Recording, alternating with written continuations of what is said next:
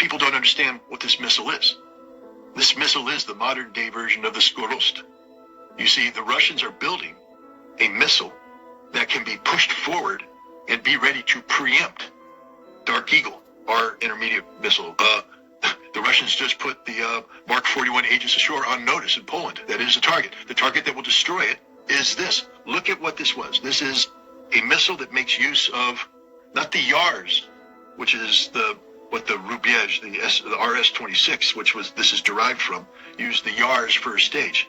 This uses the Keder first stage, the Cedar. Now, most people don't know what the Cedar is, but the Ukrainians just came out and said that it's the Cedar. How would they know? Well, they have the debris. You know, the debris are serial numbers, and the serial numbers show what the booster was. This is the most modern booster that the Russians have. Similar in size to the R's, so it doesn't change the configuration of the system, but it has unique solid fuel principles that allow the missile to burn in variable speeds, making it impossible to target. The other thing it does is it has it doesn't use traditional MIRVs. I keep hearing people say multiple, independently targeted warheads. That's not what this was. Not at all. This is the new system.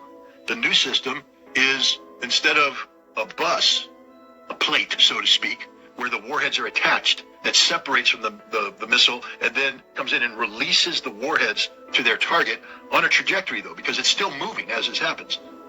What we have now is independent mini-missiles that are there, and they fire themselves. So the first stage takes it up, second stage puts it in, and then you fire these independent missiles. And these missiles, each one of them had 6 large submunitions on them. This is where the name Hazelnut comes from. Because if you look at a hazelnut tree, you look at the pod of nuts, it's exactly what you see with these submunitions coming down. This missile was developed specifically to take out Dark Eagle missile arrays. If you take a look at the layout, the footprint of the Dark Eagle, where the radar is, where the command and communications are, where this missile is designed to annihilate that. People kept saying, where's the explosion? It's not meant to be high explosive. It's meant to be a kinetic kill.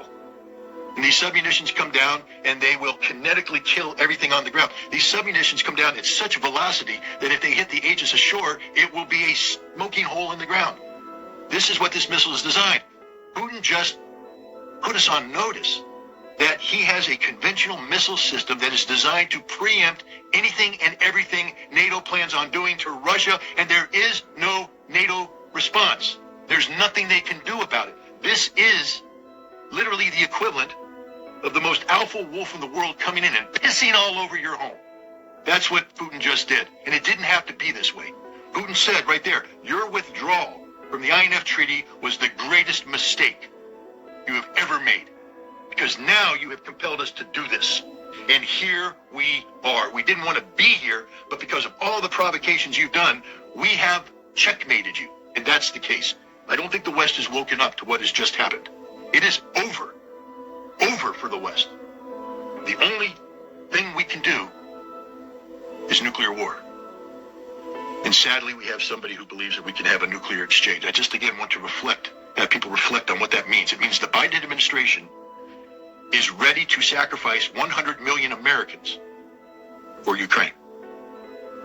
The Biden administration is ready to sacrifice 100 million Americans for Ukraine.